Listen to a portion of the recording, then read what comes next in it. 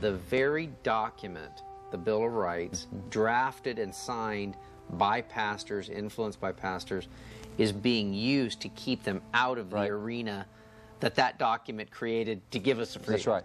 Separation of church and state, when that was given to us, it was given to us as an assurance. Jefferson gave it.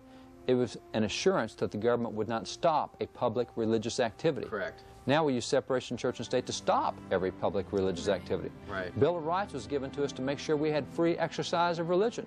Now the Bill of Rights is given to us to make sure you can't express your religion in a public place. We have free speech, but that doesn't include religious speech. Wow.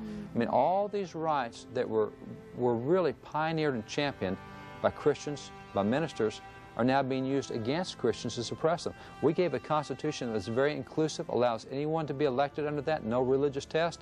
Now we've imposed a religious test. Oh, you're a preacher, you can't run for public office. Wait a minute. The reason that clause is in there is because we had preachers involved in that. Wow. See, we see it even with judicial candidates. Oh, that's an evangelical Christian. We can't have that person on the court. We need to filibuster that person. And I've personally witnessed filibusters be conducted simply over the evangelical faith of nominees. One was a Sunday school teacher. We can't have that as a federal judge. One had a testimony on a website of what God had done in changing life. We can't have that person as a federal judge. So here, people of faith make sure that religion is not an issue, that anyone can run for office and be in office.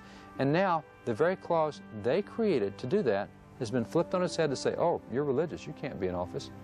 180 degrees different than the original intent. How come? We buy into it. No, We've been told. Yeah. That's it, because we the people believe that separation of church and state means you don't do religious stuff in public. We believe that a pastor shouldn't say anything political from a pulpit. Now wait a minute, time out. We've had pastors in America for 400 years. For 350 years, they could say anything they wanted to from a pulpit because we believed in free speech. Plus, we believed that a pastor did not account to the government for what he said. He counted to God and to his congregation for what he said. Wow. If that pastor said something that's wrong, his congregation will take him down and he'll answer to God. Now, if a pastor says something wrong, the IRS will take him down. Yeah. Now, since when did it become the responsibility of the government to monitor what's said in a pulpit, to care about what's said in a pulpit? It doesn't monitor what's said in free speech. It doesn't monitor what 527 groups. It doesn't monitor what political groups do. But we're going to monitor what pastors do. Unbelievable.